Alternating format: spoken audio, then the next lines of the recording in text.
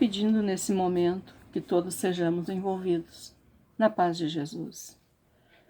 Eu quero conversar com vocês a respeito de dor, sofrimento e o Covid-19. Dor e sofrimento.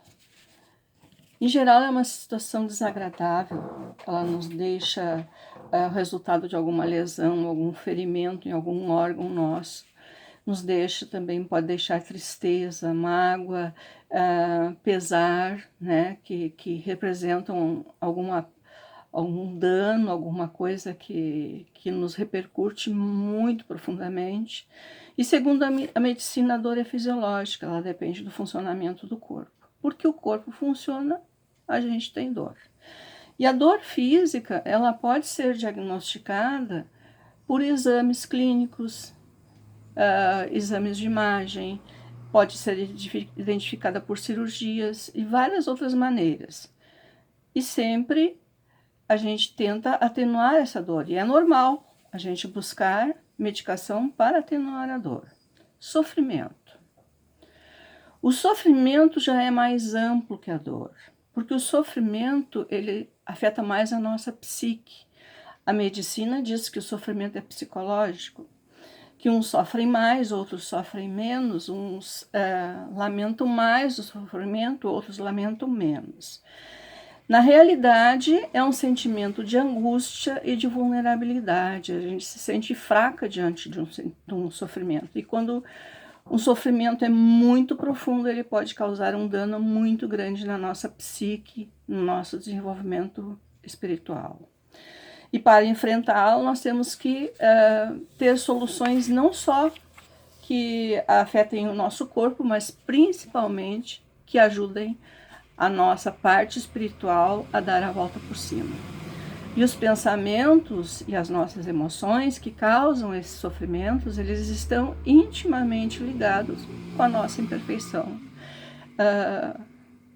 espiritual.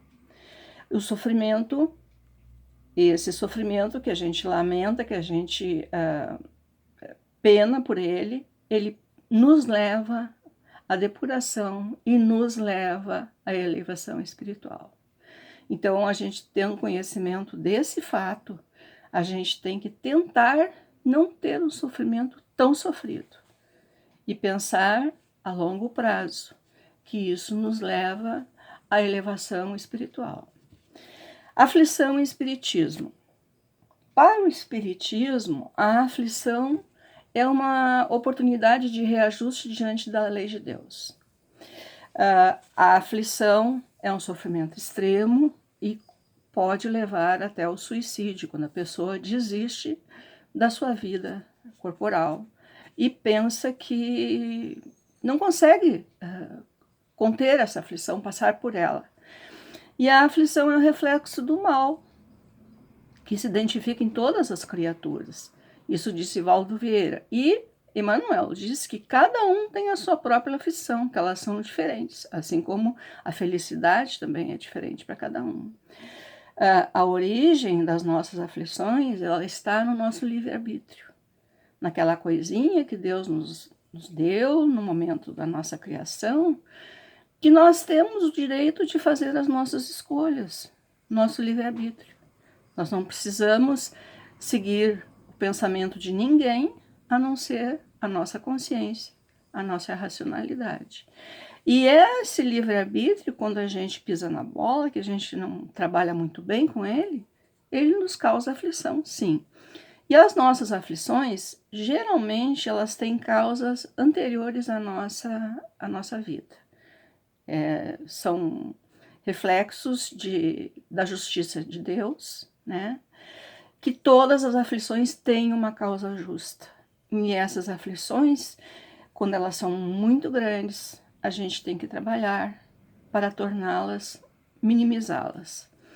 E nós temos sempre que ter presente que nós somos os árbitros da nossa sorte, da nossa felicidade ou a nossa desventura. Nós é que causamos.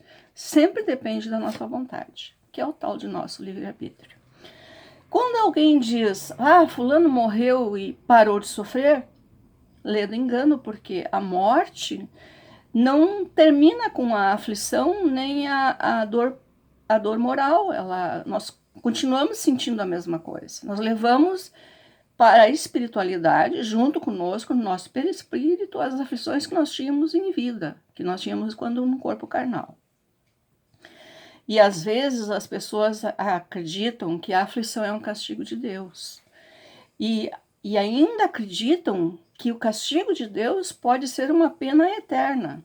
Porém, nós que somos espíritas, nós sabemos que a aflição é um resultado da lei de ação e reação, da lei natural de Deus, que nós aprendemos e estudamos dentro da doutrina espírita. E essa aflição tem um ciclo. Ela chama-se o ciclo da dor. Ela começa com a reparação. Quando a gente começa a sentir remorso do mal que a gente fez, que a gente remói e vai se arrependendo, aí ela entra no arrependimento. Esse arrependimento vai nos tornar humildes, vai nos tornar obedientes à dor. E aí então nós temos a terceira fase que vai fechar esse ciclo da dor, que é a expiação. Quando a gente resgata e restaura o equilíbrio que nós havíamos perdido por causa das nossas faltas. E eu quero falar sobre as expiações coletivas. Esse texto eu tirei particularmente do livro Obras Póstumas de Kardec, mas ele se encontra na Revista Espírita em outras abordagens. E é uma coisa que a gente não se dá conta disso. Todas as faltas que nós cometemos, elas podem ser cometidas porque nós somos um indivíduo, porque nós somos um membro de uma família ou porque nós somos um membro de uma comunidade. Então, a gente pode cometer falta nesses três sistemas, nessas três fases. E todas essas faltas, elas são regidas pela lei do retorno, pela lei natural. Elas podem ser faltas físicas ou morais. E nós vamos resgatá-las. O indivíduo, como indivíduo, resgatamos com a nossa dívida, com a nossa vítima. E como comunidade, cometemos um crime solidário, nós vamos expiar também solidariamente, todos juntos de novo. Podem haver a expiação individual e a expiação coletiva, simultaneamente. Eu posso estar ao mesmo tempo fazendo numa catástrofe ou numa aflição muito grande que eu estou passando, eu posso estar resgatando individualmente como pessoa e coletivamente como comunidade que cometeu ato danoso à população.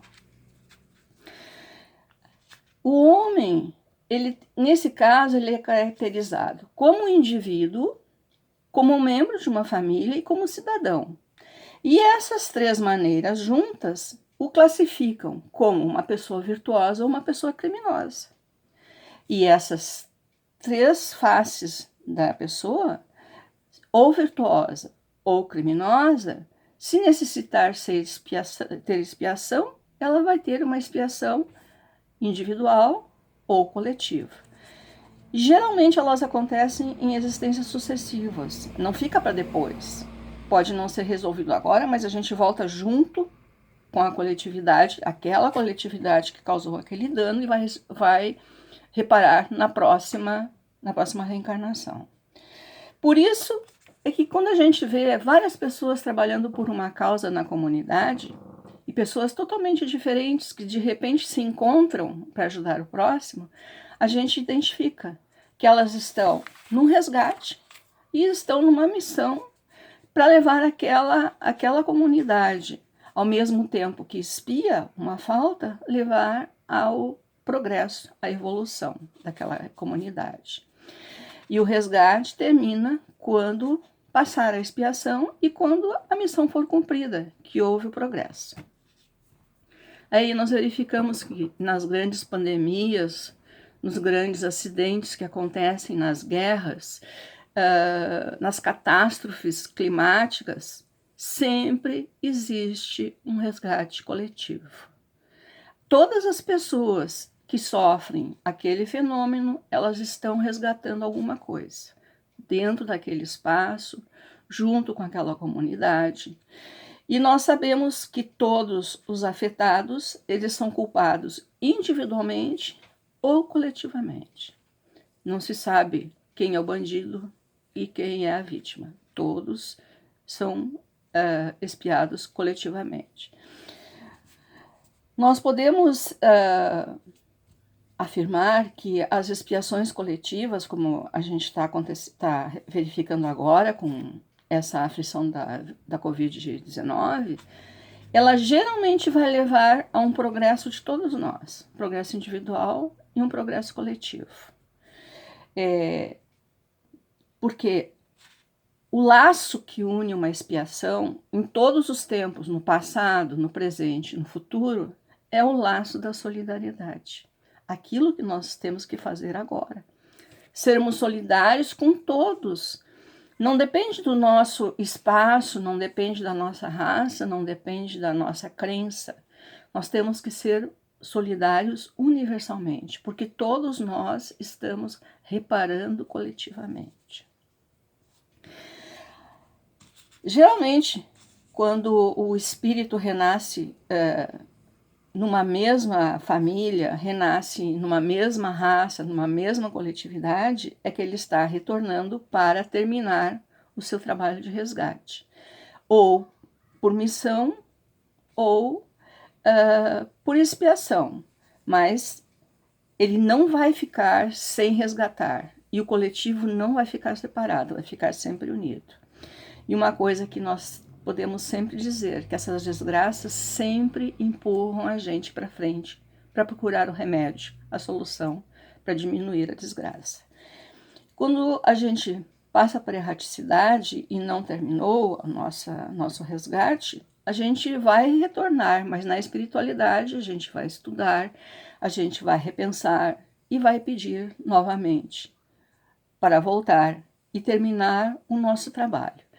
E isso vai resultar que vai haver, de geração em geração, desses encarnes, vai haver sempre uma grande evolução.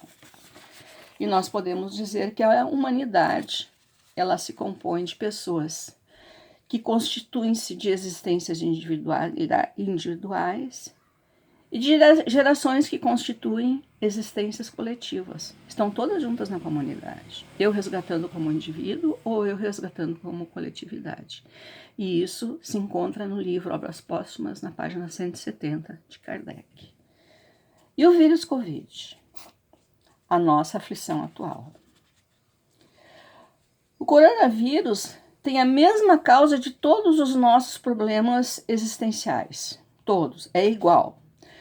O que ele nos mostra? Que nós temos que abrir o olho, que a gente tem que se perguntar o que eu estou fazendo, eu estou escutando Deus, eu estou fazendo aquilo que Ele espera de mim. E eu sei que nós todos somos a humanidade, que nós todos somos iguais, que nós todos somos muito pequenos diante desse vírus muito voraz, e esse vírus é um ser mineral, ele nem é um ser animal que nem nós, e nós padecemos por ele.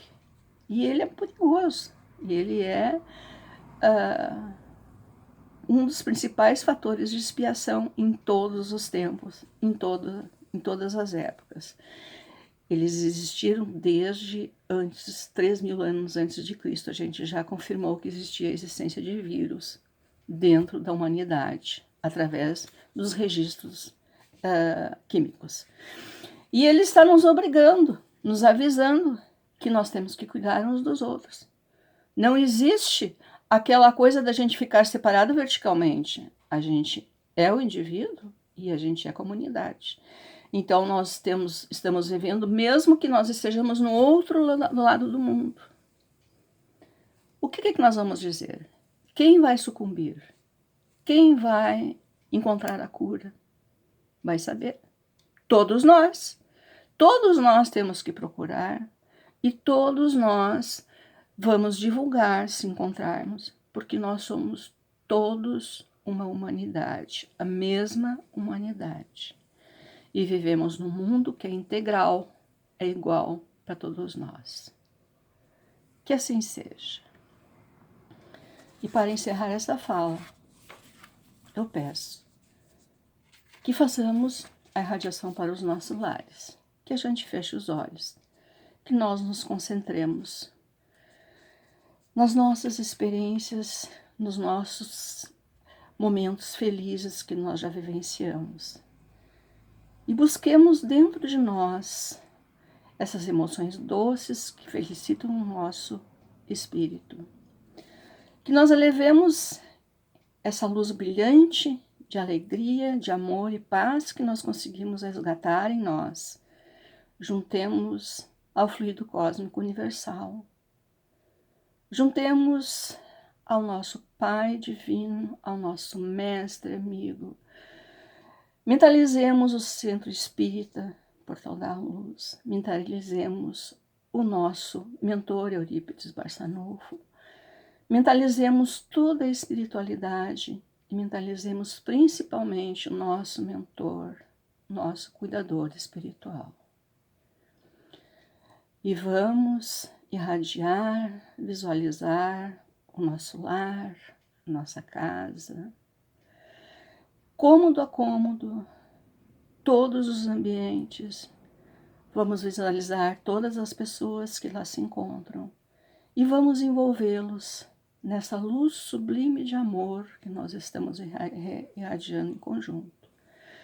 Vamos envolvê-los nessa luz de paz, nessa luz de compaixão.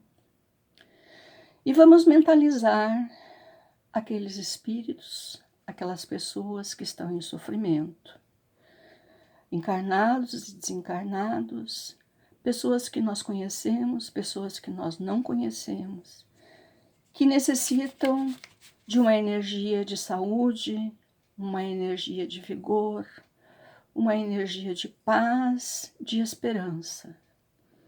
E vamos mentalizar aquelas pessoas que estão sofrendo muito, as pessoas que se suicidaram, os espíritos suicidas.